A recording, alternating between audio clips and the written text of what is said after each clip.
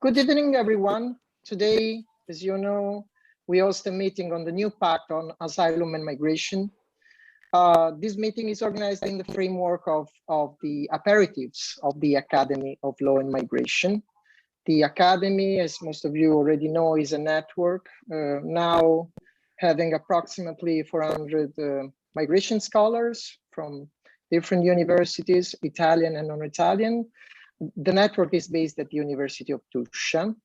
And the meetings, the series of aperitif is a very informal series. So first of all, this is a ritual to reaffirm this informality. Please raise your glasses if you have one, and join me in welcoming our guest speakers and the other participants. Cheers and thank you. Cheers. Cheers. Now, in the same spirit, I will avoid a formal presentation of our three very distinguished speakers. There is a microphone that is open. Maybe Francesco and Julia can help me to close those who should be closed, which should be closed. Now,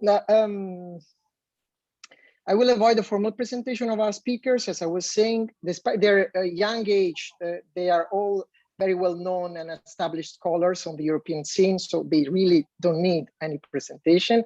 We have Goldner-Lang from the University of Zagreb. Welcome, Iris. We have Francesco Maiani from the University of Lausanne. Welcome, Francesco. And Daniel Thym from the University of Konstanz. Welcome, Daniel. Just a few. Let me remind the rules of the game. First, this meeting will be recorded. Second, the meeting will have the following structure. In the first hour, we will have a moderated discussion in which I will have the privilege to ask Iris, Daniel, and Francesco questions about the fate of the Pact. In the remaining 30 to 40 minutes, I will open the floor to a broader discussion with the other participants. Those who will be willing to intervene just need to raise their hands with the appropriate tool of Zoom or write their names in the chat. Now, as a moderator, I have the duty to clarify perhaps the meaning of the Shakespearean subtitle of this meeting. Why are we asking our distinguished speakers if the Pact may result in a much ado about nothing? And the answer is intuitive. As you may know, since its publication in September 2020, the contents of the Pact and its overall structure have been the object of a slow and difficult negotiation process. And this process highlighted the existence of a significant split, mostly between northern and southern member states of the EU.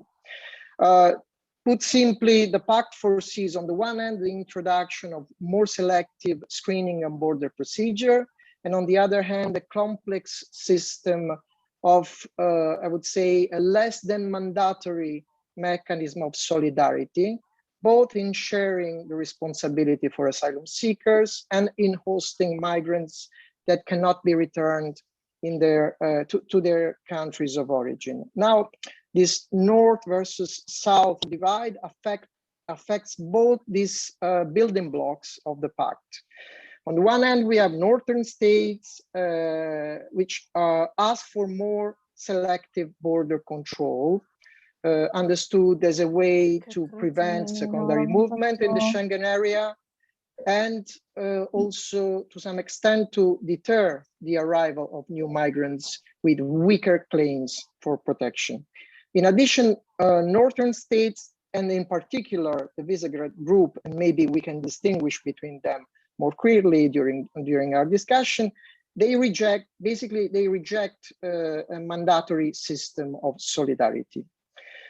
On the opposite side, we have southern member states having a mirror position, we can say. First, they are not very happy with the proposed screening and border procedures, as they fear that those procedures will significantly increase the administrative burden and create bottlenecks in the management of incoming flows. Secondly, southern member states rather ask for more solidarity, true solidarity, mandatory solidarity. Thirdly, southern member states are very skeptical about the idea of this new idea of return sponsorship that the Pact puts forward. As a result, deadlock in the negotiation process is a very likely outcome, and hence many observers predict a new failure of the Commission in the attempt to reform the European asylum system and other components of the EU migration policy. In order to better assess the situation and the possible scenarios, let me open the discussion by asking our speakers 3 rounds of questions. I will start with a first set of questions related to the problems of the Pact and the negotiation of the Pact. A second set of questions concerning the problems that might result from the application, from the approval and the implementation of the Pact. And the third set of questions related to the problems that we might have if we do not approve the Pact and its proposals. I will start with the first set of questions, the problems with the Pact as it is now. And these problems may be related to the main aspects of the Pact. First, pre-screening and border procedure. Second, the distribution of asylum seekers. Third, return sponsorship. Now, I will put all together this first set of questions. And of course, here is Daniel and Francesco will be free to address all of them or just some of them. The first question concerns pre-screening and border procedure. And it would be, how realistic is the Pact in foreseeing fast and efficient procedures at the EU external border, which are predominantly borders of southern member states? And is the creation of refugee camps and detention facilities a very likely outcome at the external border, as most southern member states claim? First question, or double question. Second question, distribution of asylum seekers. Why does the Commission resist the idea of seriously overcoming the Dublin system? Can the Pact really fix the Dublin system and achieve sufficient support by member states? Third, return sponsorship. Can this new idea really fly, really induce more solidarity between southern and northern EU member states? Or is it destined to be set aside soon in the current negotiation process? Iris, I will start with you, ladies first. So many thanks for being here with us. The floor is yours. Thank you. So thank you, Mario, for the invitation. And it's really nice to be here with people from all around Europe and the world, I would say. So to address your questions, I will start with generally, so the screening and the border procedures, and how realistic is it to expect that they will be efficient and that they will be speedy while respecting human rights, and possibly, if possible, without detention. So, you will notice during our discussion that I'm quite pessimistic when it comes to the Pact. And part of my pessimism is related to the capability or the capacity of frontline member states to really do what they are expected to do based on the current version of the Migration Pact in terms of primarily border procedures, but also screening. So both screening and border procedures are expected to take place at locations which are situated very close to the external borders. Screening procedures should last 5 to 10 days. Border procedures should last 12 weeks. Is it realistic?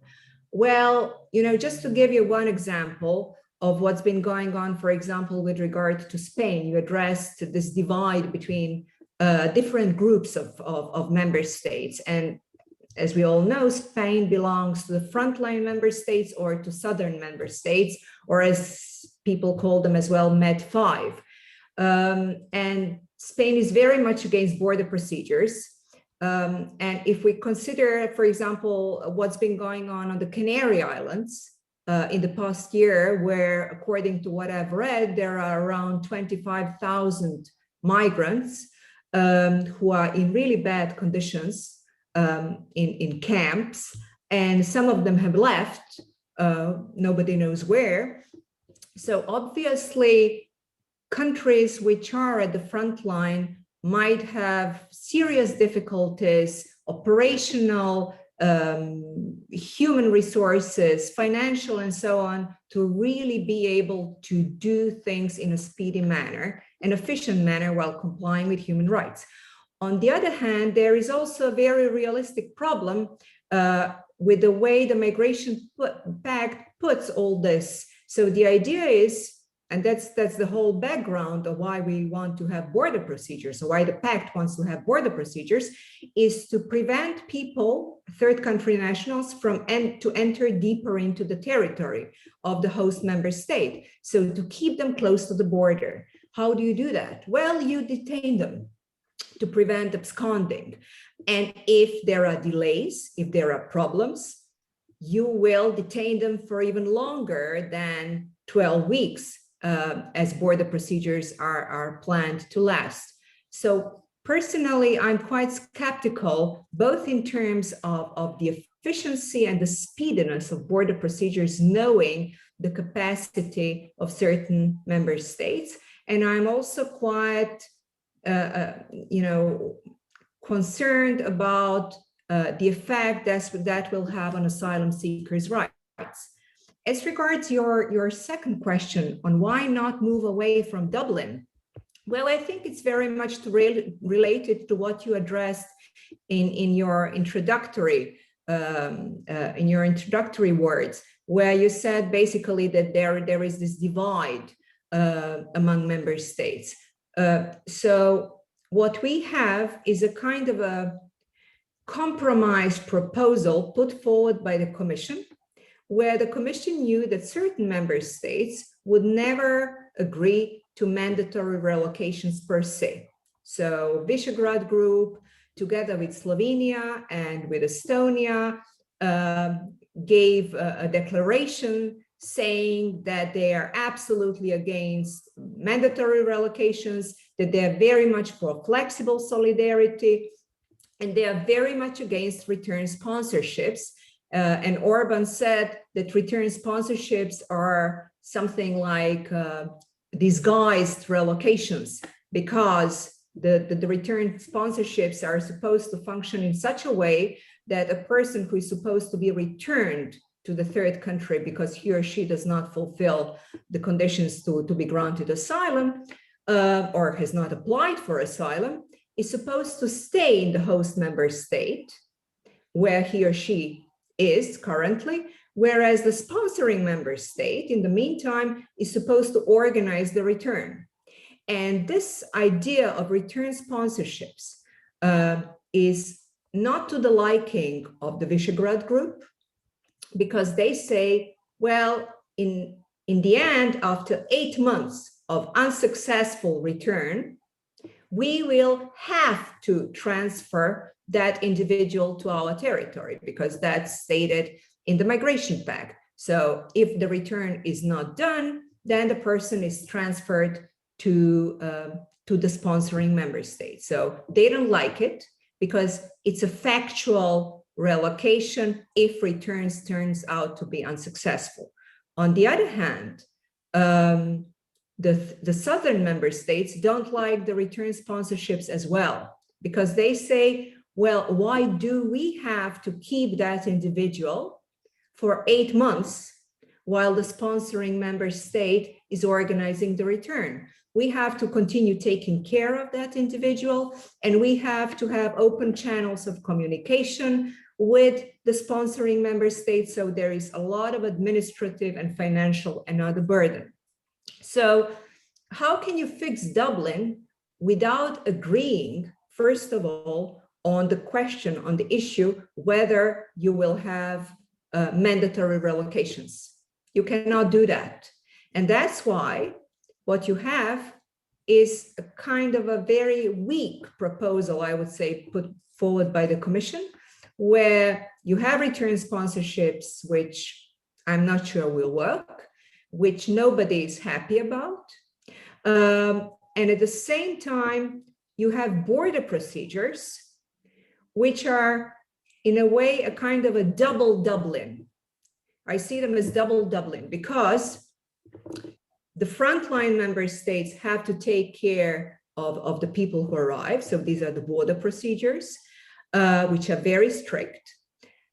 At the same time, they can do the Dublin procedure, which will, in most cases, end up by pointing the finger to, again, the same frontline member state as the responsible one. So in other words, you have the border procedure, which allows that member state to check which member state is responsible based on Dublin. But I would say in most cases, it will end up being the same frontline member state. So you cannot, I don't think you can have a way to kind of circumvent Dublin without agreeing on mandatory relocations. And I think I can basically address your question on return sponsorships and the problems related to that. So I won't take more of your time. Many thanks, Iris. Now I turn to Daniel.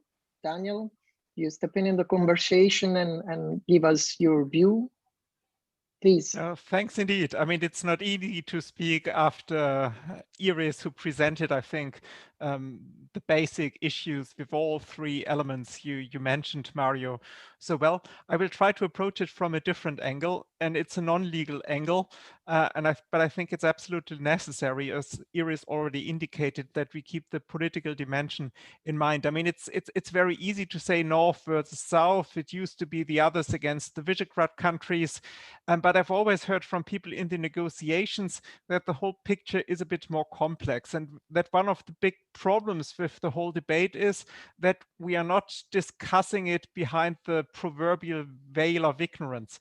Member states do know exactly what specific rules mean for them, and they all calculate what will the impact for me be. And the bottom line of the argument for many member states is that they do not want too many. Some are willing to take some, and most member states are actually willing to take some refugees or migrants and to pay, to contribute their share to the whole exercise, but all want their share not to be too big, and they make that calculation. And I've gone through the statistics for the last year, which are of course not representative due to the pandemic again, and I've discovered at least 4 groups. One is the MED5, who I think can reasonably and expect to bear most of the responsibility, because most migrants and refugees now enter via the Mediterranean. And then we have the Visegrad 4, who absolutely want no people. Then we have a group of maybe 6 or 7 member states where many people end up being as well. That's the infamous secondary movements. That's countries like Germany, Austria, the Netherlands, France as well. But then there are also 12 member states where very few people end up going. And these member states are part of the discussion as well. And I've always heard from people in the negotiations, of course, everyone talks about the Visegrad, and their really fundamental opposition also makes compromises extremely difficult. But those other 10, 12 member states are also very careful that they do not assume too much of a share, so that their share remains rather slow as well. So I think that's the basic problem we have. Member states make calculations. They all want not too much of the burden or the responsibility. And the result is that an agreement is probably very unlikely and difficult to reach. And that's the basic problem which also the Commission faced. And I mean, the proposal the Commission made this time, probably they listened too much to the Visegrad countries and abandoned mandatory relocation as an element of the overall fix. That is now something which the Med5 don't like at all. That's why their opposition is now so fierce.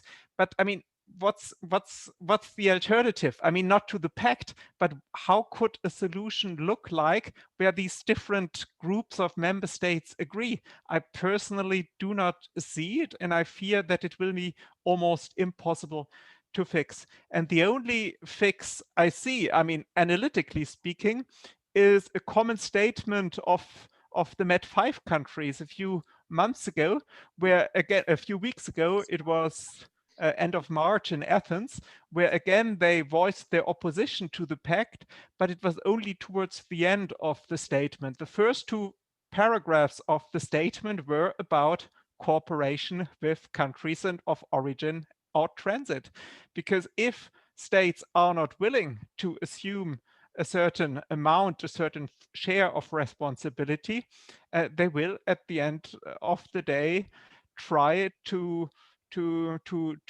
achieve a situation where less people come to Europe in the first place, because like it or not, if less people come, the cake, so to say, which you have to share is smaller, and that makes it easier.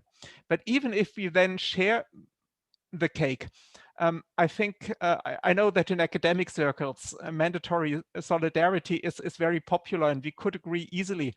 But let's not forget that that's only part of the equation, for the simple reason that even the most advanced relocation mechanisms, which we had, the two decisions in 2015, were only about people with a reasonable, well, statistical chance of being recognized as refugees.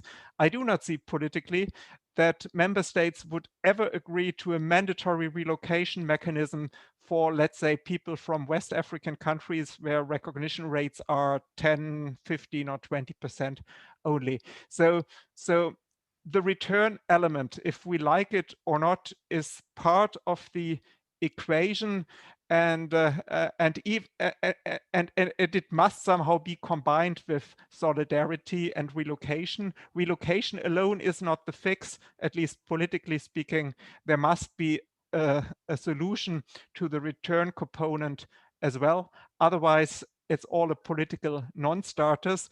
And in that respect, I think the Commission put the right things on the table, although we can of course agree quite easily that the return sponsorship, already the name is quite cynical.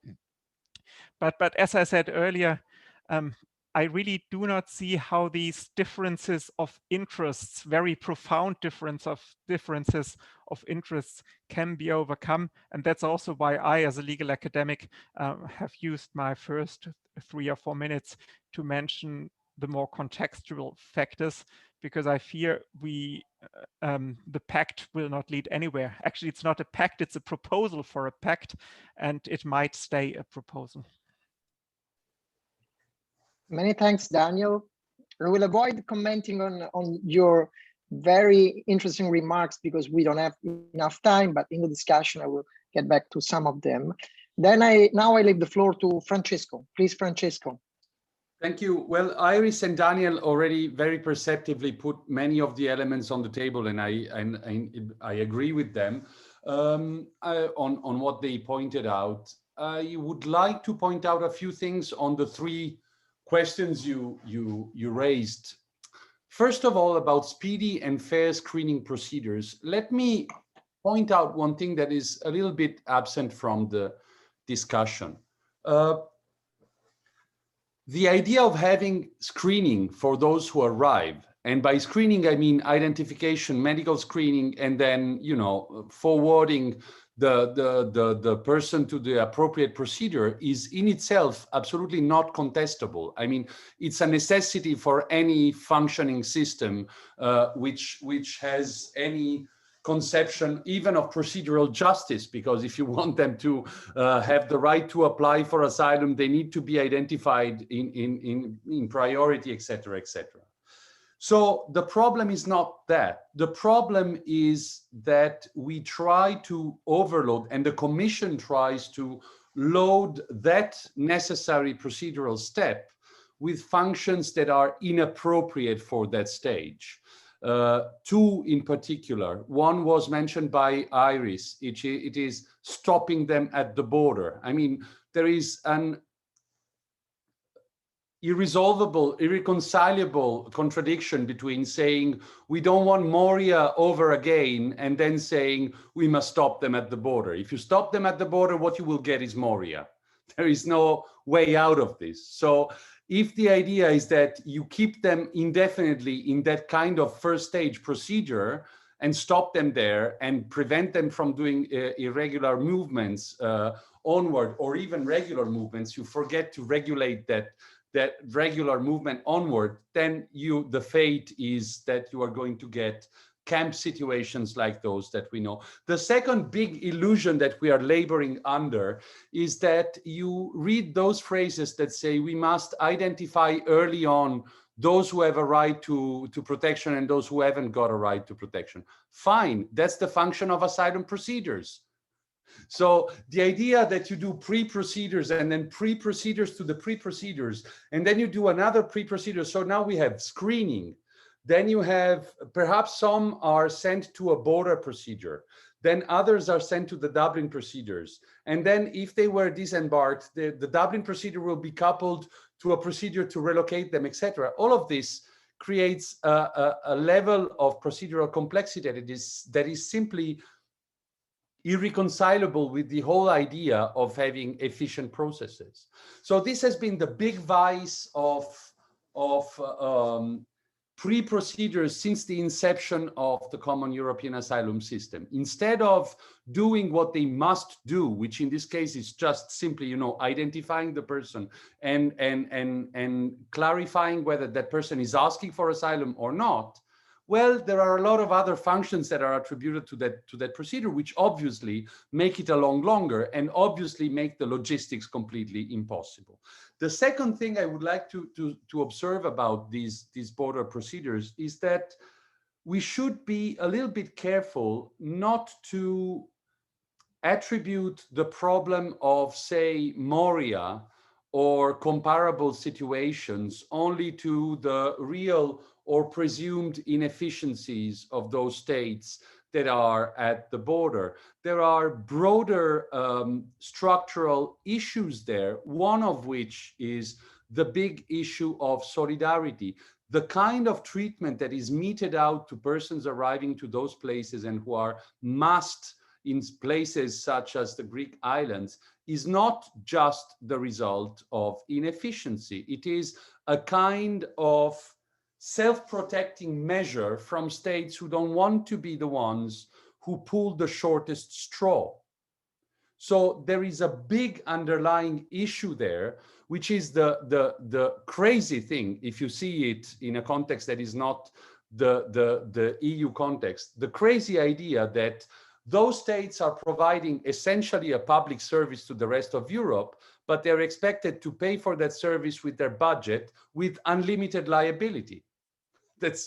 It's a strange conception, right? I mean, if there is an EU level problem and the system is a common one, etc., you would expect the European Union, I mean it as the entity, to invest in the infrastructure that is necessary to have dignified reception in those places and to invest in the follow-up of the procedure.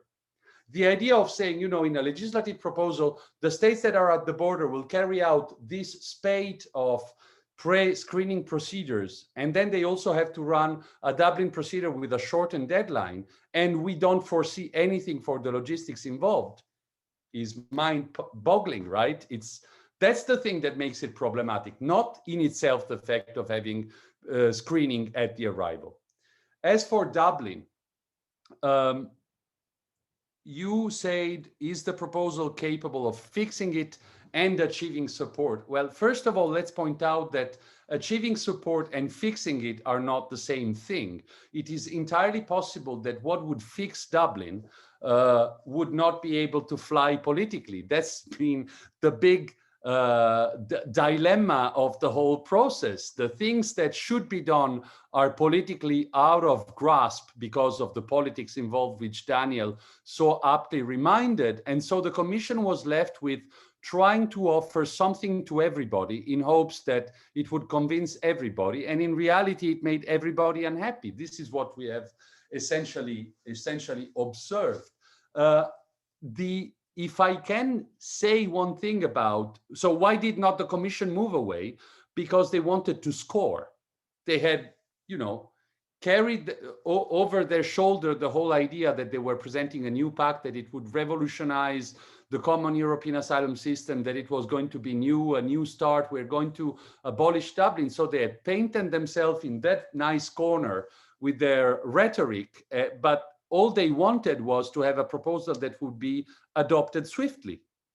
So it didn't succeed, but this is the explanation of why they didn't move anywhere else.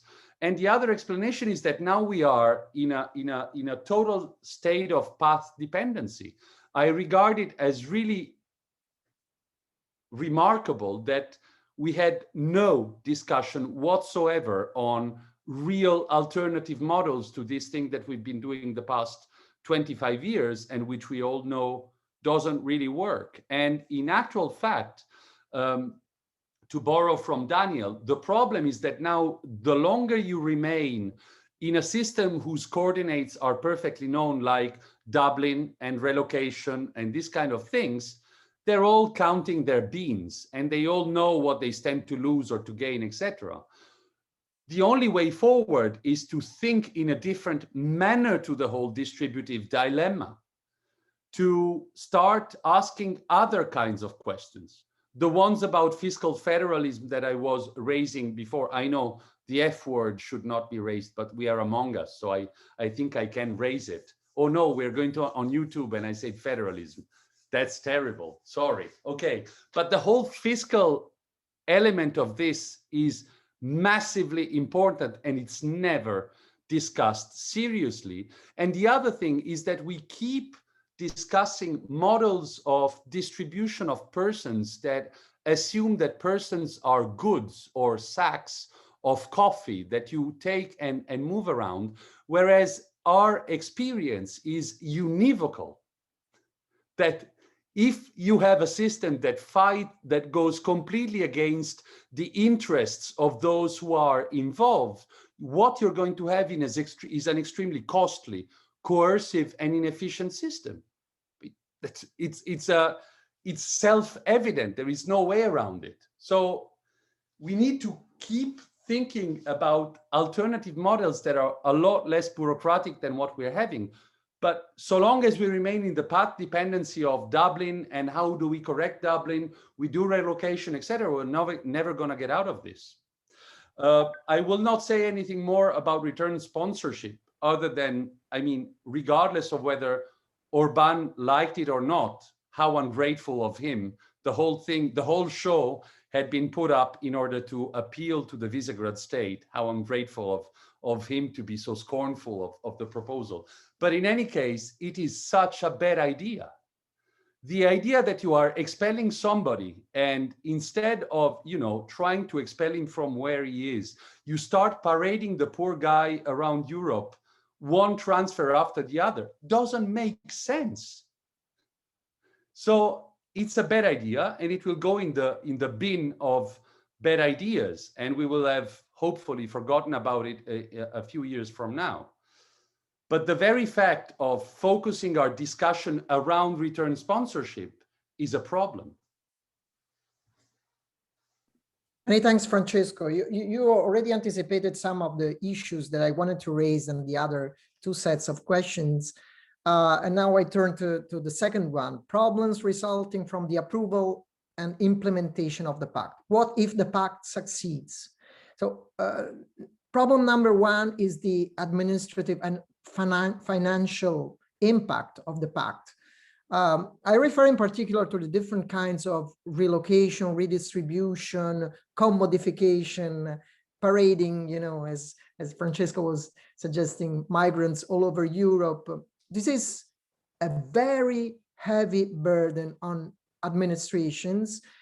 along with the issue of border pre-screening procedures involving, detention, reception at the external border. So how relevant, how relevant will this administrative and financial impact of the pact be?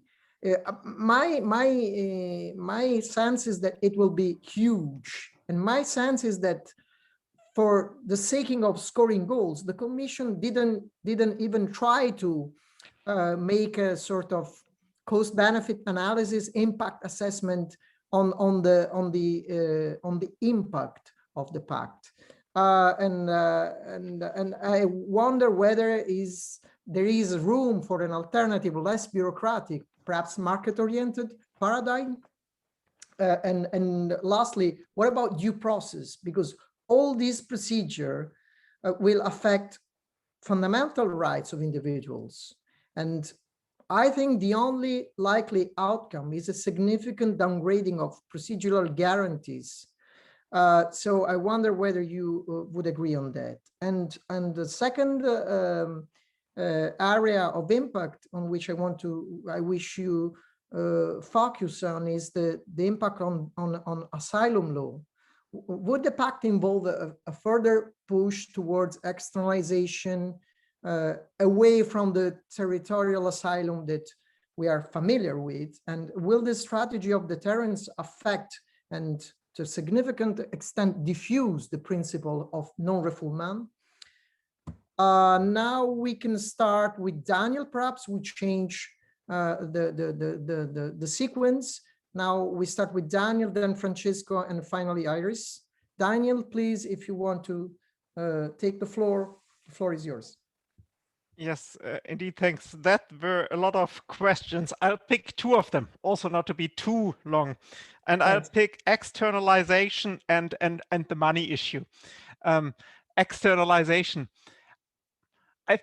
I mean, to put it also positively, in line with what I've always defended in the public discourse, really in the media and the like in Germany, I would say that and you can criticize that later on, that the pact tries to prevent externalization because it really tries to create a system, probably it's bound to fail, but it tries to create a system where you combine what I would call humanity and order, where you really establish an asylum system which works for those who are in need of protection and which also results in return for those who are not in need of protection, because that is what ideally I think populations in Europe and the general public would be able to support and accept. I think that's the basic idea behind the pact. So I would say it actually tries to prevent externalization, but it's the failure of the pact and it's the failure of EU asylum policy over the last 5 years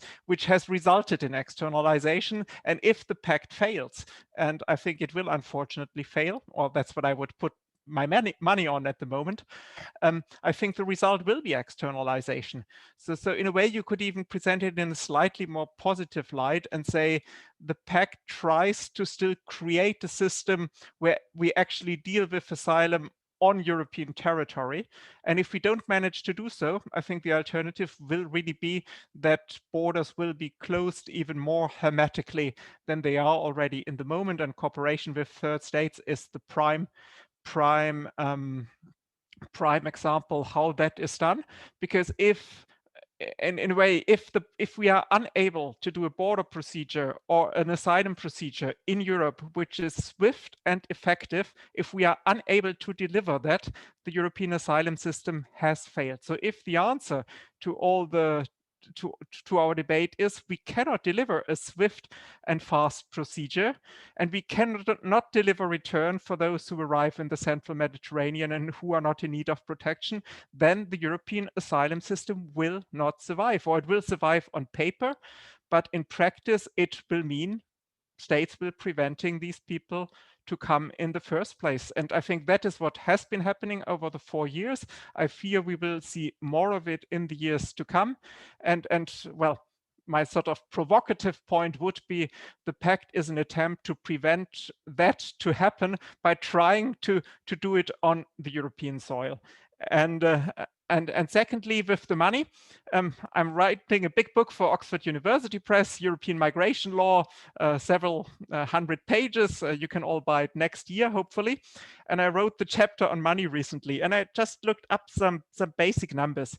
The budget of the German Asylum Office, Federal Asylum Office, which only deals with asylum claims, nothing less, not all the other immigration issues, is 1.8 billion euros per year. The budget of the German Federal Police, which essentially deals with border control issues, only is 5 billion. And then you have all the extra cost associated with asylum. I mean, reception condition for asylum seekers, several billion per year. Economists tell us that it is a big success if 5 years after 2015, 50% of those who arrived in 2015 are in employment. In the meantime, we are not in employment. And even those who are in employment need top-up benefits. So the costs which are involved in asylum systems are massive. For frontline member states, for other member states as well. At the end of the day, for all member states which have substantial numbers of either asylum seekers or people staying there for longer periods. And I think we should be also fair to the Commission on that front, because in European circles, the Pact is one issue, but the multi-financial framework is another issue. And that was discussed in parallel, as you know, and with the new multi-annual financial framework, they have increased spending for justice and home affairs by 80%. So in 2027, the budget will stand at 4.5 billion per year for justice and home affairs. That's an increase of 80%. That's really, I think, quite a lot already, especially if we consider that the increase has already been, I think, 80 or even 100% over the last 5 or 6 years. So they are investing more money, but the comparison with the German numbers shows you it's still a bit more than peanuts, but it's only an element at best of what member states will have to pay for asylum systems, because asylum systems cost money. So I think we should be fair to the European there. And in Germany, by the way, the word federalism is associated with decentralization. It's actually not a word you do not talk about. It's actually a positive word associated with decentralization. And if you want the European Union to finance, let's say, 40–50% of the asylum system of the member states, the budget would have to explode. And that's something which we, again, cannot realistically expect. And then we should also be fair. I mean, you can look at the fact sheets, which I also did again. Greece received almost 3 billion euros since 2015. That's an awful lot of money. Also, if you break it down per head of asylum seeker, there were, of course, issues with sort of absorption of the money and other issues. But I think the European Union has, by its standards, which are more modest, actually tried to do quite a lot in terms of supporting at least Greece, which is, of course, a special case. So I think to expect the Union to pay more than a small share of the overall costs, I think is quite simply, again, not unrealistic, and it would be against anything the EU does in all other policy areas as well. It's just not the EU, and I think we have to remain realistic here. Many thanks, Daniel. Now I turn to Francesco, who might be willing to react to your claims. Francesco. Yeah, I will just start from the last point and wanted to say to Daniel, except agriculture. Except agriculture, and it is not clear to me that agriculture is a more compelling case of a need for centralized financing of the policy than all migration policies are. Listen, just to talk about this, nobody said it's easy and nobody said it's instant. The question, however, is what direction do we evolve in? The thing that strikes me is that this is always conceptualized as a matter of support. Support is a very slippery word, whereas, you know, fair sharing of responsibilities, which is the language of the treaty, is a lot more precise. It kind of means that one way or another, you need to equalize the charges that are imposed on the member states. So you can do it in many ways, but the fact is that, of course, I see the attraction of, you know, sharing people by quotas, because it does not involve us in all these difficult negotiations about the budget and the multi-annual program, etc., except for the fact that it is not realistic and realizable. And this comes back to Mario's problem. So sooner or later, we need to have a discussion about what model of financial solidarity underlies the common European asylum system, and more broadly, the era of freedom and security and justice. I agree with Daniel that it's extremely different and it's difficult, and that it would be a paradigm change,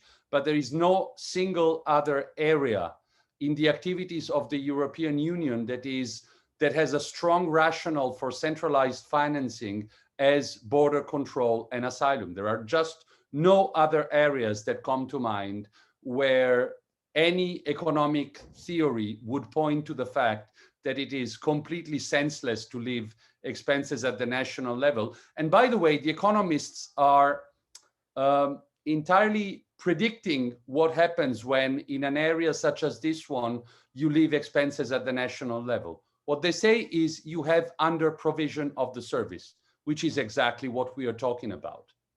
So difficult, but there is no real way around it. By the way, the fact that a number of billion euros were expended in Greece, it's interesting because those figures are hardly ever related to the total expenditure of the state in relation to what had happened. And that is a key figure.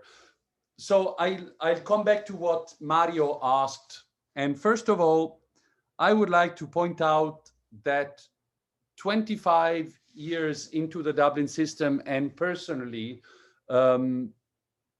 about 15 into studying it, I have not yet come across data about the yearly cost of the Dublin system, not even, you know, vague approximations. There were some attempts that were done, but they were extremely vague. So how can we tell you, Mario, what the cost of the implementation of the Pact would be? Nobody knows. And it's the only thing is that, like you, I have a sense that the system that is being proposed is one that is extremely reliant on very heavy bureaucracy, on a very big accumulation of procedures, and on a number of coercive steps that are not only very disruptive for the persons who are subjected to them, but also extremely costly to society, including in terms of migration management, because we should never forget that the enormous difficulty in implementing EU law and in implementing, in particular, Dublin transfers, etc., comes from the fact that most of these transfers are not only involuntary, but they actively go against the interests and wishes of those concerned, who have every incentive to try and circumvent the law. So here again, we are so used to this in this policy area that we don't question it anymore. But if you take any manual of public policy, and I remember this from the days when I was teaching at IDEAP, which was a school of public administration, any manual of public policy will tell you that policies that go strictly against the interests of the target population are policies that will be costly to implement and ineffective. There is just, it's a fact of life. It's not a matter of, we tend to mask it behind the words abuse, but in actual fact, it's something that happens in any policy field. And here I would like to point out, and the last thing I want to say before leaving the floor to Iris, is to come back to something that you said at the start. You said all these procedures will impact human rights.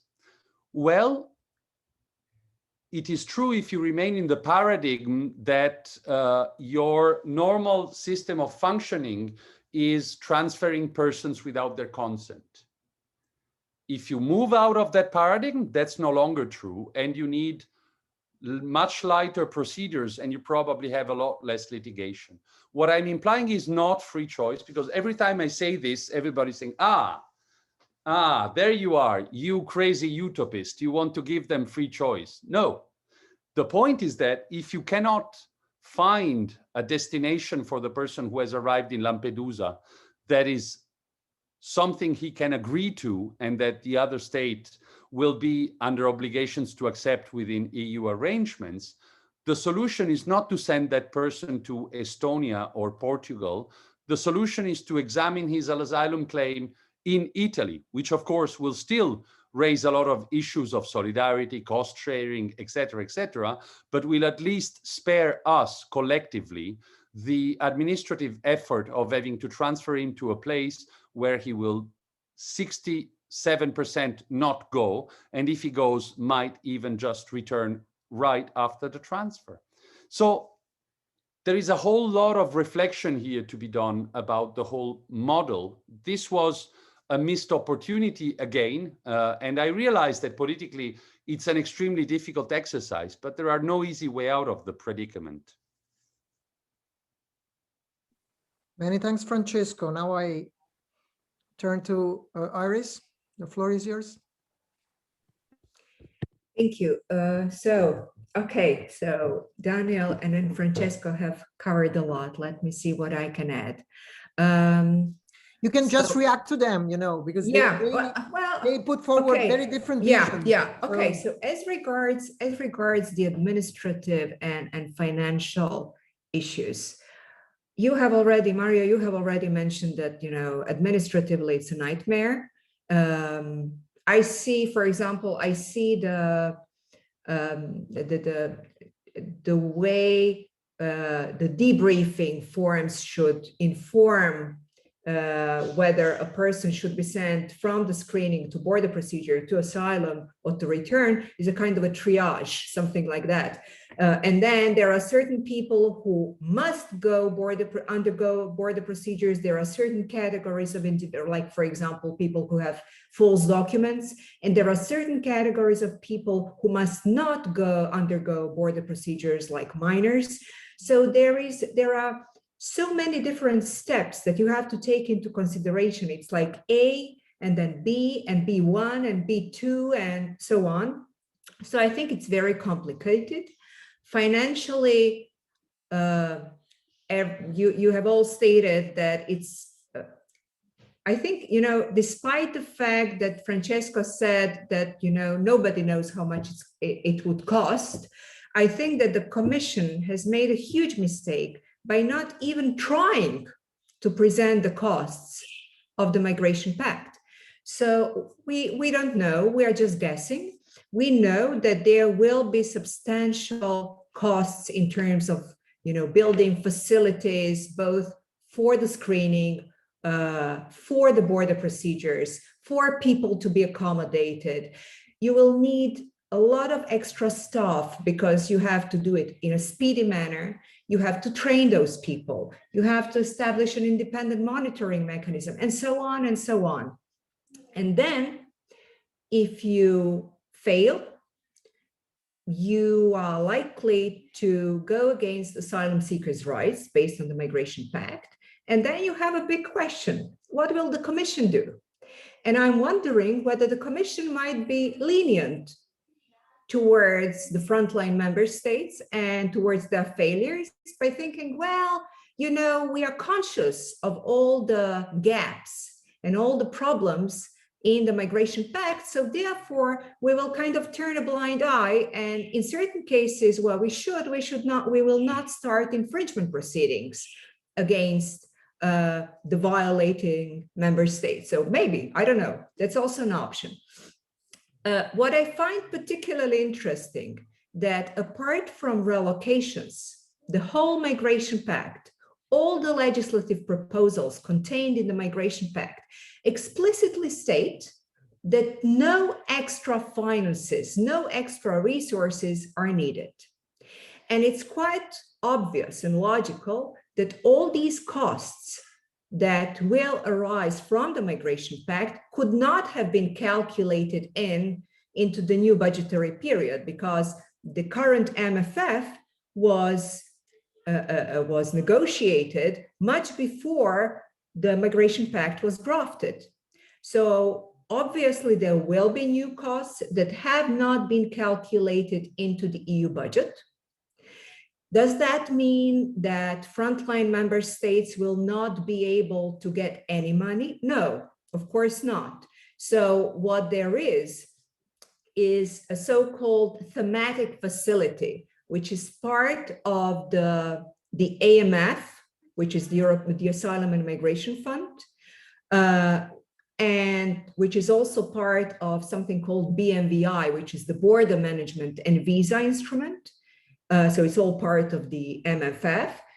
And the thematic facility basically allows financing of unexpected needs. So it's flexible. And from that thematic facility, which has certain but limited resources, member states will be able to gain certain amounts of money for the costs. How much? Nobody knows. Whether it's going to be sufficient, nobody knows. Will it be the total amount? No, not likely, because in most cases, this flexible part of these funds covers only 75% of the costs. In other words, in most cases, the host member state, usually the frontline member states, will have to cover the rest. The only exception are allocations, where the Migration Pact explicitly states that this will be paid. Will the amounts be sufficient from the AMF? I don't know. I don't think that anybody knows, because we don't know how many relocations will we have. And the most important question is, will the money provided for each relocation, and here I refer to Francesco, are we treating people like goods? In a way we are here, because one relocation, meaning one human, is 10,000 euros. And if he or she is a minor, an unaccompanied minor, then he or she is worth 12,000 euros. Will it be a sufficient incentive for more allocations? If we look at the relocation decisions that have been mentioned by Daniel, I think previously, everybody knows that was a failure, but the amounts were lower. There, each relocation was worth 6,000 euros. So will 12,000 or 10,000 euros make a change? I am not sure. I'm not sure whether that will be an incentive strong enough for member states to relocate more. So, how will it turn out to be?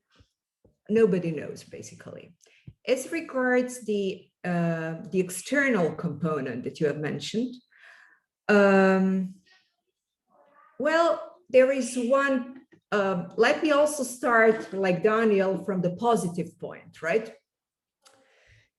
I don't know whether any of you, I'm sure a lot of you have seen in different media statements, different suggestions about, these disembarkation platforms or outside hotspots and so on. What I want to point out that this is not related to the Migration Pact. So the external processing of asylum claims has nothing to do with the Migration Pact. The Migration Pact does not propose it, does not intend to propose it. So what we have are individual initiatives like, the one put forward by Orban, who said we need hotspots outside the EU. Or Denmark or Austria at a certain point of time. That's not part of the Migration Pact. What we do have, and here again, money talks, is the externalization, which is realized by giving money to third countries. And that's also part of the MFF. There is something called NDC. It's a terrible acronym to pronounce, and it's the Neighborhood Development and International Cooperation Instrument, which is part of the MFF, with a huge budget of more than 70 billion euros intended to provide development aid to third countries. Now, what I find particularly important is that 10% of NDICI in this budgetary period has to be spent for migration purposes. And it's problematic for at least two reasons. The first reason is both legal and, I would say even humane, because you are basically saying that, well, you are spending this money, which is supposed to be spent for the reduction of poverty in third countries, but you are spending it for migration purposes. So you're kind of possibly changing the aim of NDICI. And additionally, you are spending it on third countries, which are probably either origin or transit countries, because that's your interest, and not on the transit or not on third countries, which are the poorest. So, we'll see how it goes. Whether the externalization per se is a good thing or bad, I would say that stronger cooperation with third countries is not a bad thing if it's about combating migrant smuggling and so on. If it's about just preventing people from borders to actually move if there is a need, then it's problematic. And I think that what I find particularly important is that on the point of cooperation with third countries, as far as I know, please correct me if I'm wrong, all EU member states are of the same view.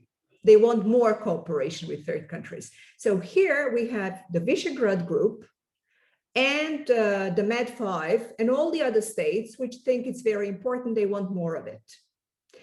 And what I find, what has not been mentioned also in the first round of questions, and I think it's very important, the Visegrad Group plus the Med5 have enough votes for a blocking minority in the council. Why is that important? Even though they have diametrically opposed views on mandatory relocations, the Med5 want mandatory relocations, the Visegrad Group are very much against them. They are a kind of an artificial alliance. I've heard even the term unholy alliance, because they can block things if they want to together, even though they substantively, they completely disagree. So yeah, that's it.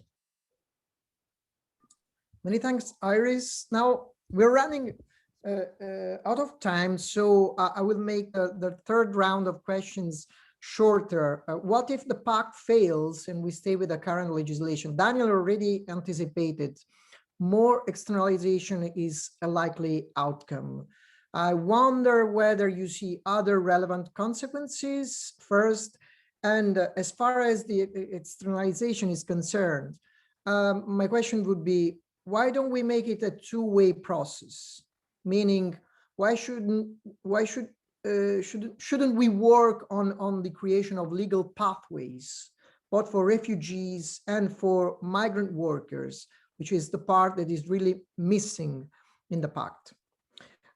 Please, Francesco, this time the floor is yours as first, please. Got me there. I wanted to be the last one to speak on this one, but no, I'm joking. I mean, Daniel gave us a view that is already very, very current. I mean, what we are seeing is part of the scenario that we are going to live in, which is there are very serious and quite substantiated violation of very serious and systematic violations of human rights at the external borders of the European Union. And there is, of course, the risk cannot be discounted that stalemate on the legislative table would result in each member state taking matters in its own hands, which is a disintegration scenario, which to an extent is the one that we are observing. On the other hand, I'm not entirely negative if the pact should fail, because the pact, for the most part, at least in my opinion, did not offer a way forward in relation to the core problems of the common European asylum systems. And it offered something of a distraction from the task ahead if we take seriously the idea of establishing a common European asylum system. The task ahead is, first of all, to consider how we can improve the compliance and implementation record of EU asylum law. Because there is always this idea that, you know, we need new laws. If we don't do new laws, we'll be in the far west and it will be lawless, but it's not true. It's not true. There is already a rule book. In many ways, the proposals tend to worsen the rule book. They tend to degrade the rule book. In many ways, and I talk especially about Dublin, the new proposed regulation would be worse than what we have already. And perhaps the fact that the prospect of reforming yet again EU legislation will set minds more seriously on the task of how do we ensure implementation. Again, like in the case of financial solidarity, this is not an easy issue at all, because it again, and I guess that Daniel and Iris would agree with me because we discussed this many times before, the weakness of the European Union in securing the implementation of EU asylum law is not a sectoral thing. It is I would say, inherent thing in the nature of the European Union as it is now, meaning as an organization that is divested of force vis-a-vis its own member states to a very large extent. So, of course, going to that issue will raise very difficult, very complicated questions, but at least it would be more productive to discuss those rather than, and here I'm being a little bit provocative, but not overly, rather than discussing another make-believe piece of legislation that will end up in securing the exact same situation than the legislation we already have. The second big challenge is the one of solidarity. Again, my personal view is that what is being proposed with the Pact is no improvement on the current situation at all. So I cannot frankly say that if the Pact goes down, the path to more solidarity will have been stopped or delayed. The real question is, will this reopen a discussion about how and to what extent we can practice solidarity and equal sharing of responsibilities within this area, coming out of the rut in which the whole relocation debate has confined us? Many thanks, Francesco. Iris, do you agree with Francesco? Partly. The part where I disagree is related to the current state of affairs. Francesco, if I understood you right, you said, well, we can hold on to this, to what we have got. It's better than having something which is even worse. And I'm not sure how long we can hold on to this, for the simple reason, well, currently we can. We have our numbers, when you look at arrivals, are very low, which is mostly due to the pandemic, and they will start to rise sooner or later. Could we endure a new influx like the one we had in 2015, 2016? Absolutely not. Absolutely not. And I think it would be really challenging for the EU, not only operationally and in terms of, human rights standards. But politically, I think that if we had tomorrow a new influx, I think it would be even possible to expect that most member states will simply close their internal and external borders. You know, so something really drastic could be expected. So politically, I think it would have really serious consequences. I might be just too pessimistic, but that's how I see it.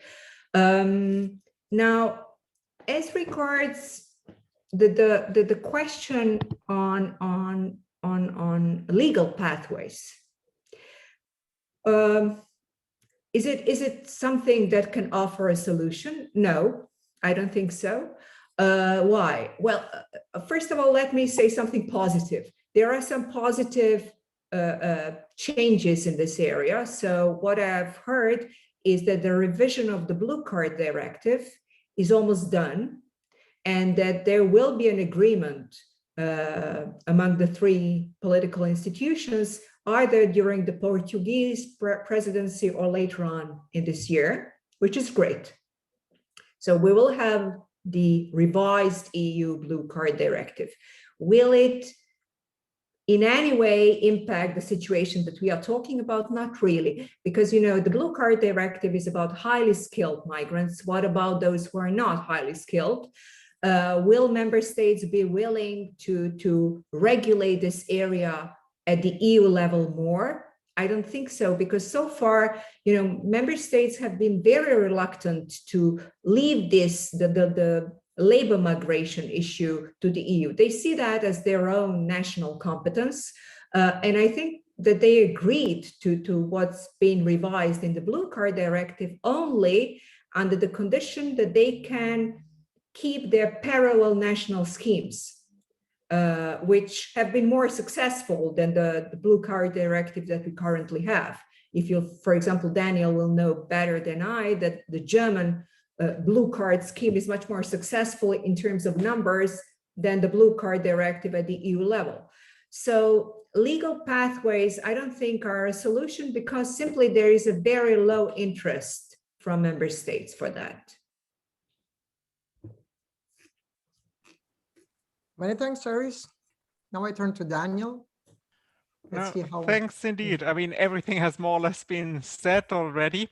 I'll try to put a somehow different angle on it, and I'll focus on legal pathways. But first, I want to underline what Francesco said earlier. I mean, you are an association of migration and law. We are legal academics or practitioners. We focus on the law, so it's perfectly legitimate that we expect the law to be the answer. But I think Francesco pointed out very well, but that many of the problems which we have in Europe, I mean, some of them are, of course, the design of the law, but the problem with the administrative practices in Greece is not the law. I mean, maybe a design issue, but the problem is they are already illegal. I mean, reception conditions on the Greek island are illegal. They are not in compliance with secondary legislation. You don't need to be a law professor to understand that. So in a way, changing the legislation, I mean, it's part of the fix, but it also wouldn't be enough. The law is never enough. We must really address the administrative issue. And if we don't fix it, I think then also the best law wouldn't work in practice. And one of the arguments which could be made, which I take from political scientist Natasha Zaun, part of the problem with the common European asylum system is what Francesco mentioned earlier as well, path dependency. But that's now a different kind of path dependency, because what happened in the early 2000s, those countries who had great experience with asylum systems, that was mainly country in Central Europe and Western Europe, uploaded their domestic systems to the European level because they said, we have the expertise, it works with us, and they also had no interest in changing national laws. So these laws we have at the European level, they work in a state like Germany, Sweden, or Belgium, but they do not work, they do not seem to work, and they apparently do not work and maybe have never worked in Greece. So maybe we have a design issue that everything is too complex too proceduralized, too legal in a way. So we really have to address that administrative dimension. And also externalization. Externalization happened before 2015. It will happen again in the future. It will increase without the pact, but also that's an issue which the pact in a way doesn't address. So many of the problems we have are not necessarily related to the directives we talk about. Secondly, very briefly about the law more generally. I mean, I'm in a way more on Iris' side on this, and that I'm a bit more skeptical. If something like 2015 happened again, member states would not allow it to happen again in the way it happened in 2015. They would prevent it. One line in the German coalition agreement, the coalition agreement of Angela Merkel, the big heroine of migration and asylum lawyers across Europe, is the promise to the German population a situation like 2015 will not be repeated, full stop. And I think that's a European statement, as we saw last March when Erdogan at some point seemed to open the border. I mean, Ursula von der Leyen traveled to Greece, praised Greece for being the shield of Europe, for simply closing the border. The law was irrelevant. But that's only one element. Also, these coalitions of the willing.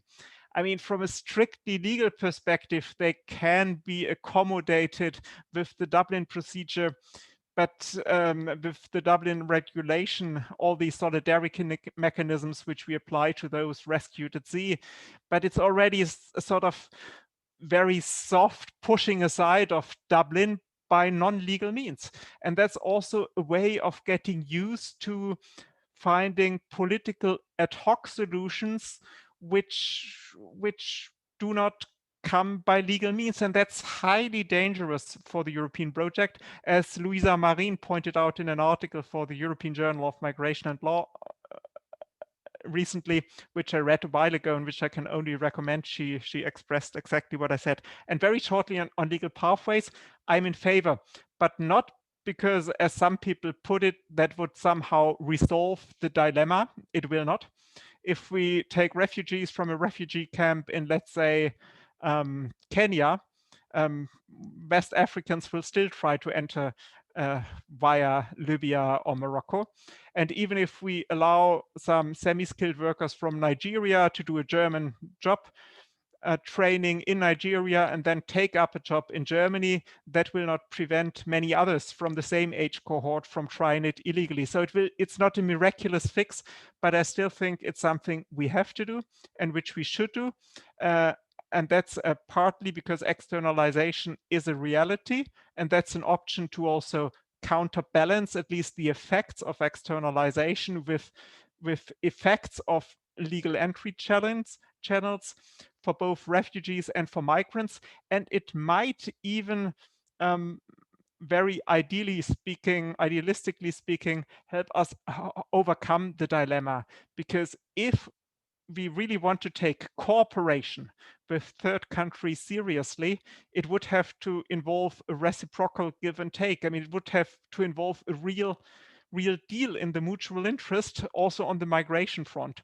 And that means that maybe, yes, Nigeria will be willing to take back people who try to come illegally over the Mediterranean if, in return, other Nigerians are allowed to come legally to the European Union to work here for a more or less permanent basis. And that's also, I think, much easier for our societies, which we also shouldn't forget. I mean, as I learned in Germany over the past years, I mean, migration is also a very politicized issue, and the general public is not usually in favor of asylum seekers, but they are not generally against migrants, neither against refugees nor against those coming for economic purposes. But it makes a difference if someone makes the language course, Italian language course in, let's say, Nigeria, then comes to Nigeria, has a job from day one of his arrival. Through the job, he has a flat somewhere in Italy. I mean, that's a totally different setup than these uncontrolled movements, because they are uncontrolled, with people not being allowed at first, not speaking the language. I mean, that creates a lot of also social tensions and political acceptance problems, which we, I think, can overcome with legal pathways. And so I'm very much in favor, But the danger is, and that's my last sentence, Mario, the danger is that they are, of course, only a fig leaf for externalization. But if they are not a fig leaf, if they are real pathways, then I think they should definitely pursue further.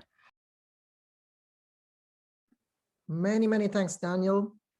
Many thanks to all of you. Now we can open the discussion. I invite all those who want to intervene and put questions or comments to raise their hand or write their name. Please do it quickly so that we can start immediately a discussion. We have, let's say, 20 minutes for a discussion, so we can collect up to 3-4 questions. Please take the floor if you're willing to do. Jonas Bornemann, and then Daniela Vitiello. Jonas, yeah. Please. Thanks a lot for the event. It's really interesting, even though it's late the day. Anyways, my question relates to something that Daniel Thym said just a moment ago, so that I understand correctly what the proposal was about.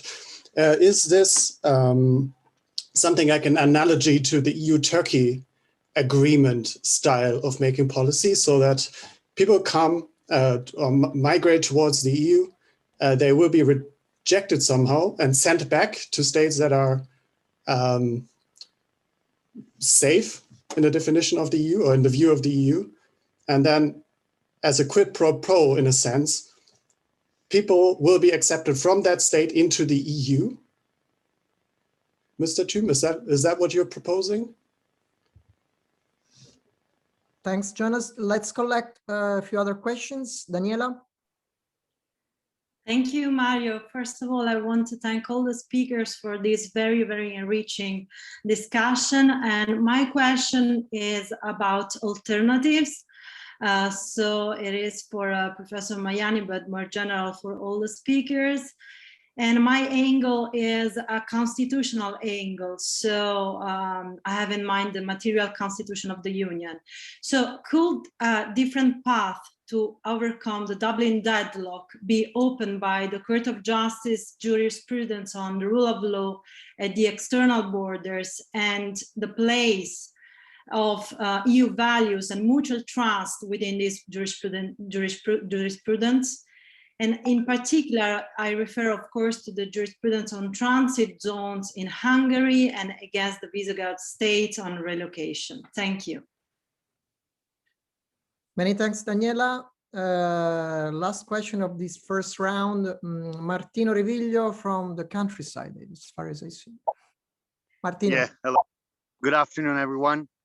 Thank you for this really, I would say, informal conversation that we just heard and was really interesting. I have many comments that I would like to do, but I'm going to just focus on one that I think is the most pressing right now.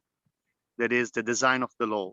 And this problem, it seems really clear to everyone, but unfortunately we should embrace a more pragmatic understanding of law, less formal, but more related to the social sciences.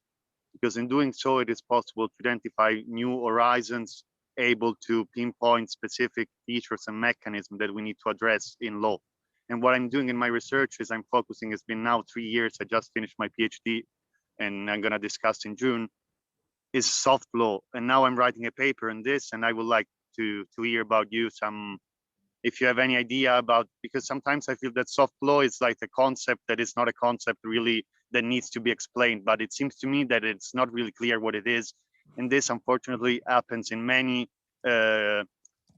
fields and disciplines. And for instance, if you take human rights, if you take borders, if you take territory, they're highly contested concepts that need to be addressed with not only in the room of law, but it's important to make these rooms communicate between each other. And I'm not a lawyer, I'm not a jurist, I'm a social scientist, and I try to do my best with all the discipline that I can embrace. And this is something that we all should do. And with this, passo chiudo dalla countryside. Arrivederci. Many thanks, Martino, for this methodological remark. Now, a brief reaction from the guest speakers. Iris, do you want to Okay, so I will move to the second question by Daniela, because the first one was directed explicitly to Mario. The Court of the role of the Court of Justice. Could the Court of Justice do something in this area? Yes, of course. I'm not too confident it's willing to go that way. And I will give you another example, not the ones that you have provided. I'm sure you have heard of the case X and X on humanitarian visas, where the Court of Justice in 2017 said that basically based on EU law, based on the visa code, member states are not obliged to issue a humanitarian visa to a third country national in their embassy or a consulate somewhere in a third country in order to enable them to legally get to their territory in the EU and then to apply for asylum. They can do it based on their national schemes. So if you look, for example, at that judgment where the Court of Justice had the possibility to go against the EU legislator and say that humanitarian visas are covered by the visa code, the court did not do that. And I'm not saying that the court did not have strong legal arguments to claim that. I think that the court had, that, you know, the court could have gone either way. There are strong arguments both way, but I'm wondering whether the fact that this judgment coincides with the discussions in the EU political institutions, whether the visa code should be changed, should be amended in order to include the possibility to grant humanitarian visas in third countries for people to get legally to the EU and then to apply to asylum. And this was proposed by the European Parliament. And the Commission and the Council said, no, this is not part of the visa code. And then the court said, no, this is not part of the visa code. So I think that this judgment kind of shows the, you know, it's a legal judgment, but it also shows how the court was breathing in terms of you know, what is right and wrong politically in this area. Many thanks, Iris. Daniel? Okay, I'll be brief. First to Jonas Bornemann. No, I was not talking about EU-Turkey deal, which is a more complex structure because it involves refugees who are in need of protection who are returned to a safe third country, which is a bit more complex normatively and also legally. My model, I took the easier model, which was, let's take one of the biggest nationality arriving in Italy this year are people from Côte d'Ivoire for some reason, more than 3,000 from Côte d'Ivoire last year or this year, never mind. So many of them will not receive protection. So maybe Côte d'Ivoire will agree to take back at least some of them if in return other Côte d'Ivoirans will be allowed to enter the European legally to work here temporarily or permanently, and that would of course be done in a way, in a structured way. They can do a language course, they can get some basic training in countries of origin, and for that, by the way, we really need new legal pathways for which a very abstract EU regulation would be very difficult to devise. What we need on this front, job opportunities, legal migration pathways for the lesser skilled, is a lot of experimental governance and design to develop new models that work, which can be adapted very quickly so that they work. And that is something for which EU legislation, I think, is not the right framework. That's something which essentially member states, but also states and employers must do jointly. And I wish they worked on it more, but that's the kind of model I had in mind. And secondly, briefly on the Court of Justice, I can only subscribe to what Iris Goldner-Lang said. I mean, I recently really went through quite a lot of judgment, more or less all of them on migration and asylum. And my overall take on them is that the court is becoming more and more active. It really starts interpreting the asylum acquis quite dynamically in many respects. Dynamism doesn't necessarily mean that migrants win.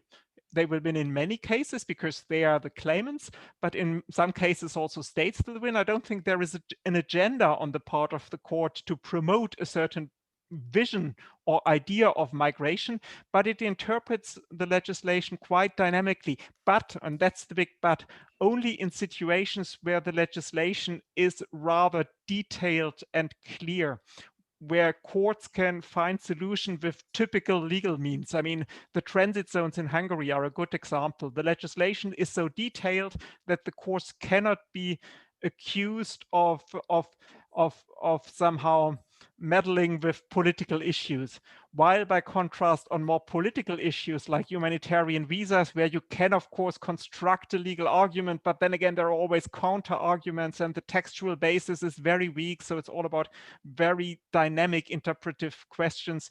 There my prediction would be that both the ECJ and the ECHR will be rather careful in years to come. X and X is an example, but also the Spanish border case, ND and NT, and also the humanitarian visa case from Strasbourg are other examples. So on the more political issues and especially human rights issues, I don't expect the courts to be too dynamic, but the more down-to-earth interpretation of directives and regulations, I think we can expect a lot.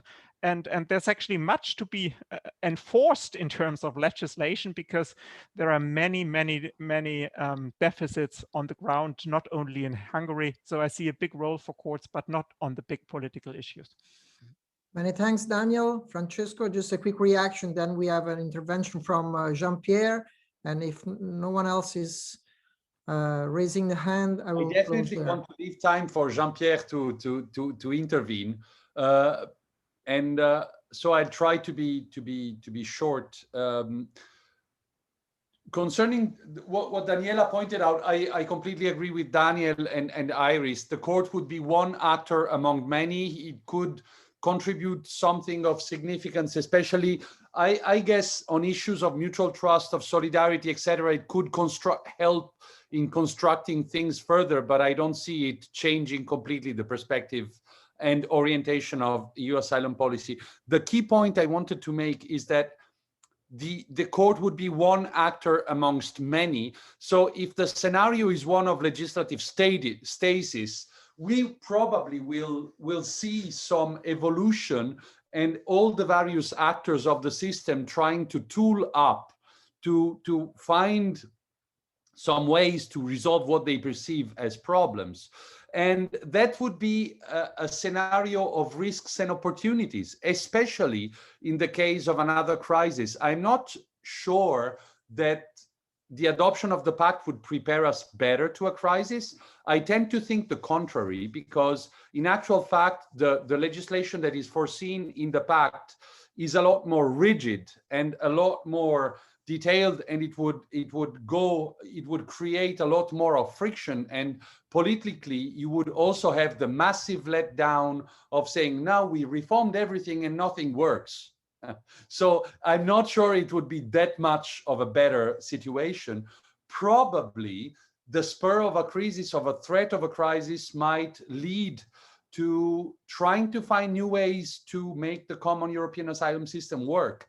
I can see a space for the common European, for the asylum office there. What Daniel was pointing out, perhaps it would be the moment when they realize that the law is excessively formalized and complex, what Iris pointed out before, and that it needs simplifying before anything else. That, of course, would be the nice scenario. Then there is also the nasty scenario of chacun pour soi and member states just shutting down the border. All of these scenarios are entirely possible, but probably all the actors will try to engage in creative thinking. And there is a role in there. Now, I don't want to leave Martino's intervention without any response. Of course, there is a role too for more informal policy making in such a context. And we should perhaps just not forget the proprium of the law, which is to establish rights. If it's about establishing rights, the law is your way. If it's about establishing forms of cooperations, etc., you can probably go by more flexible means, and it would probably be a very good thing too. And now I leave the floor to Jean-Pierre. Many thanks. Jean-Pierre, the floor is yours. Yeah, thank you, Francesco, really. And thanks also to all the speakers, really an interesting seminar. Well, we know that the external and internal dimensions are closely connected. This is even specifically mentioned in the new Pact on Migration and Asylum. And this connection, let's say, between the external and the internal dimensions actually is also enshrined in the revision, in the amendment of the visa code, which took place in June 2019, if I'm not mistaken. And also, by the way, the new pact refers extensively, to the new to the revision of the code, of the visa code extensively.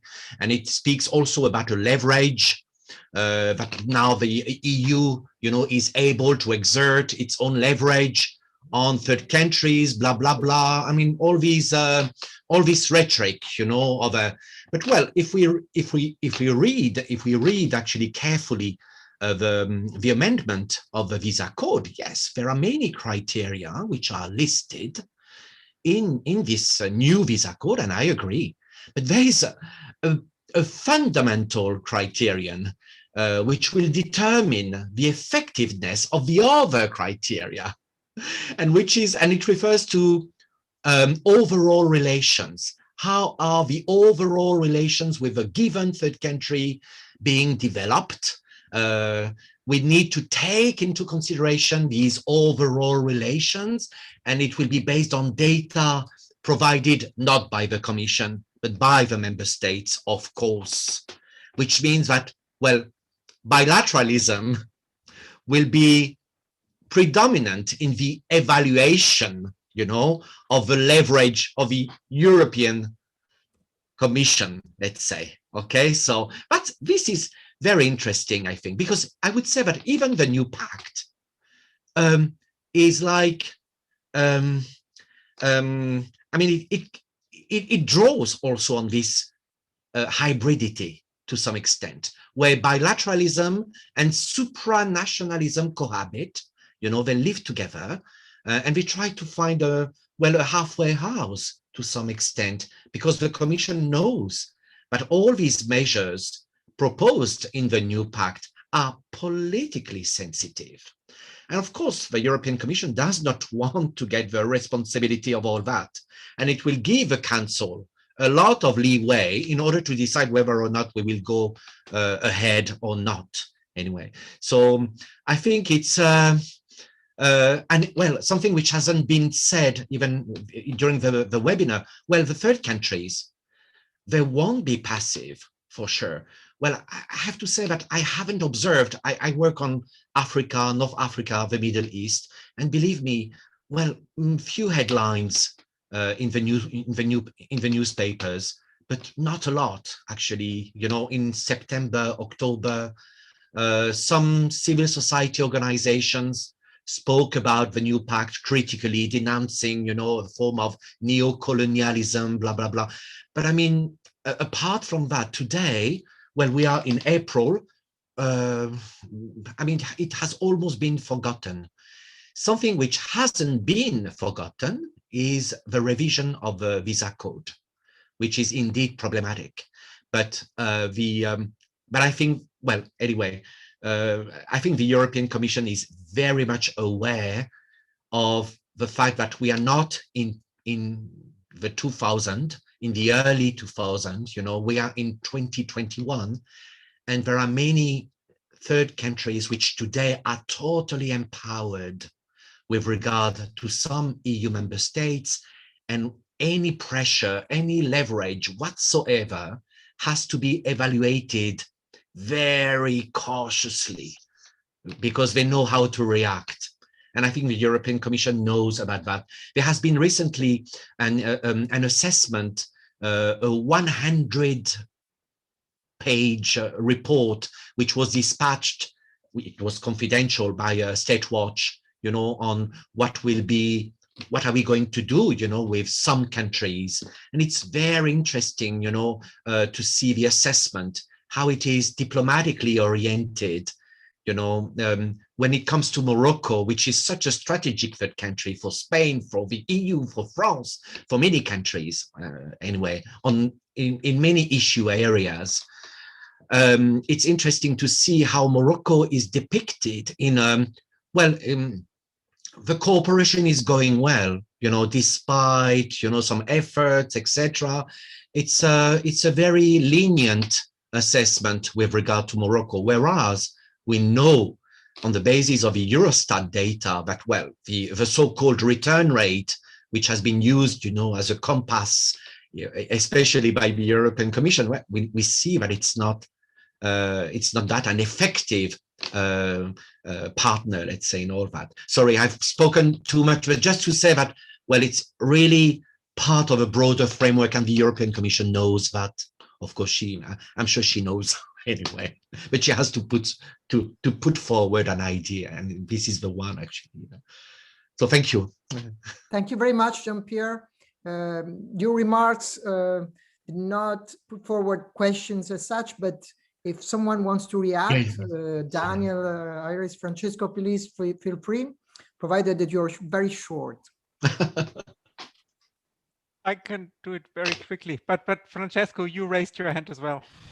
Yeah, I wanted to point out one thing, which goes back to what you said at the start. There is this very strong connection between the discussion on internal solidarity schemes and about the external dimension. And I think that the European Union labors under this permanent illusion that it can, or some of its member states, that it can control how big the cake will be, to borrow again from your expression, when in reality, the level of control that it can exert is very small and extremely contingent on a number of factors that are beyond its own control and grasp, or that are within the control and grasp of itself or its member state, but have an increasingly high cost. And Jean-Pierre speaking reminded me of a beautiful small article he wrote in 2007 for the International Spectator about how readmission relation works in reality.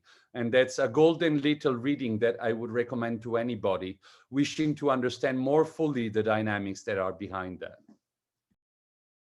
Many thanks, Francesco. Daniel? Yeah, very briefly, I think, Jean-Pierre, if you listen to us, you have to understand that for us, the Pact is not only the 30 pages, of course, of the Commission communication, their external relations feature prominently, but the 400 pages of legislation, which are primarily about the internal dimension.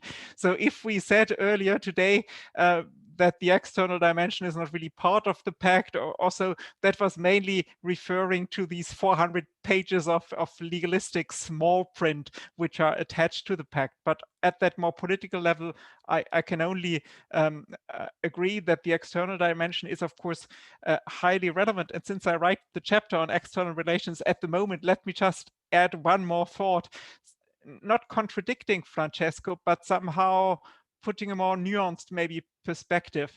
If you look at the external relation practice, as Jean-Pierre will know very well, of course, readmission is very sensitive also with countries of origin, but that doesn't mean that they are not willing to cooperate on migration management more generally. And what the EU does and Spain do, and it's both together, of course, in some way, sometimes against each other, but usually together with Morocco. If you see what Italy does with Libya, controversially, which all Italian governments over the last 10 years, whatever the political colors of the parties involved have done with Libya over the past 15 years, I mean, from a pure, like, effects-oriented perspective, I mean, they have some leverage in cooperation. That doesn't mean they can force the third countries to do anything neo-colonially, but they have managed to establish cooperative working relations with security actors in these countries, which seem to work badly on return, but reasonably well, if you want, on controlling inward movement. Of course, never full control and the like, but if that stopped overnight, I would predict that the situation would be quite different at the external borders. So I think the track record of the European Union in terms of managing inflows by means of cooperation with security actors in third countries is not actually that bad, even though that, of course, normatively, politically can be very much discussed. Many thanks, Daniel. Jean-Pierre, I think, wants to react.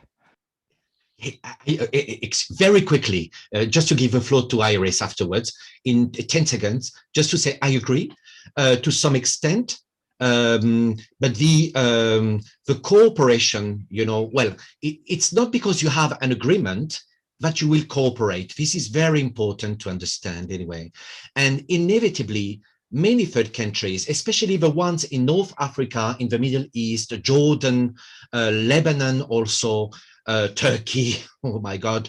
I mean, they always graft the cooperation onto strategic sectors of cooperation, which are of interest to them, be they material or immaterial, let's put it this way, let's say. So it's also very much instrumental on their part. And again, the European Union knows about that, but of course it has to sell all that as a success story, which is not always the case. I'm sorry. Okay. Thank you, Jean-Pierre. Iris, you had the very first word, so you can have also the last one, just to say. No, you will have the last word. So there is nothing that I want to add to Jean-Pierre, Daniel, and Francesco on the external aspects, and absolutely you have to have the last word. So I'm fine, thank you. Thank you very much. Frankly, I could not expect more for a 1.5 hour aperitif. It has been incredibly lively and enriching discussion. Let me express my most sincere gratitude to our guest speakers. They did an impressive job in reducing the complexity of the problems surrounding the Pact into very clear and concise answers. So I'm very, very grateful to them for having accepted our invitation. My gratitude goes, of course, to all the participants to this meeting, as well to the great group of young scholars who work for the Academy. It's time to go back to our families. So thank you very much and enjoy your dinners. Thank you so much. Thank you. Thank you. Goodbye. Thank you. Thank you. Bye. Thanks. Bye. Bye. Arrivederci. Bye.